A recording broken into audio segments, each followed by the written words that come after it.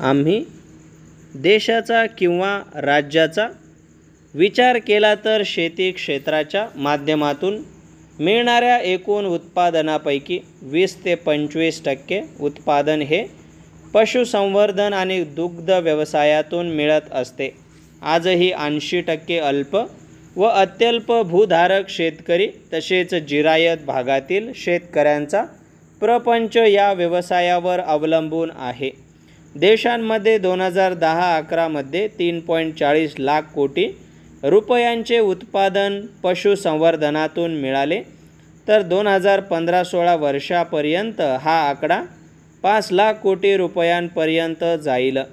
देशातील 12.50 कोटी शेतकरी कुटुंबांपैकी 10 कोटी कुटुंबांकडे 18.74 कोटी गाया, 9.66 कोटी म्हशी, 20.19 कोटी शेळ्या मेंढ्या व इतर जनावरे अशी मिळून एकूण 45 कोटी पशुधन आहे।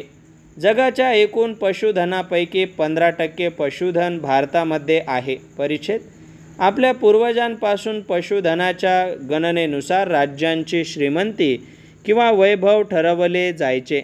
मग आज आपल्याकडे एवढे पशुधन आहे, परंतु त्याकडे बघण्याचा दृष्टिकोन बदललेला आहे।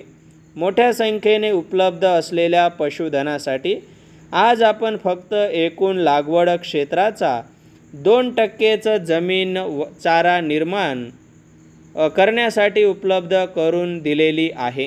आजही देशाचा विचार केला तर या पशुधनाला आवश्यक असलेल्या अन्न घटकापैकी 50 ते 60% ओला चारा, 20 ते 25% कोरड्या चाऱ्याची कमतरता आहे। परिच्छेद खरे तर दुष्काळी परिस्थितीमध्ये शेतकऱ्यांचे पीक वाया गेले किंवा उत्पादन मिळाले नाही, तर हमखास उत्पादन मिळून त्यांना प्रपंच चालविणाऱ्या पशुधनाला शेतकऱ्यांचे कवचकुंडल म्हटले तरी चालेल। एक वेळ विम्याचे पैसे मिळणार नाही, परंतु पशुसंवर्धन उत्पादन देणार म्हणजेच विम्यापेक्षाही शाश्वती या व्यवसायाद्वारे शेतकऱ्यांना मिळते। परंतु या व्यवसायाकडे आजही शासकीय यंत्रणा, विविध योजना तसेच स्वतः शेतकरीही दुर्लक्ष करतात। त्यामुळे नवनवीन तंत्रज्ञानाचा या क्षेत्रावर वापर कमी झालेला दिसतो। परिच्छेद देशांमध्ये राष्ट्रीय कृषी विकास प्रकल्प राबवत असताना कमीत कमी 25% निधी पशुसंवर्धनासाठी खर्च करावा अशा मार्गदर्शक सूचना असतानाही 12 ते 15%पर्यंतही खर्च या व्यवसायाच्या वृद्धीसाठी केला जात नाही। ही शोकांतिका आहे।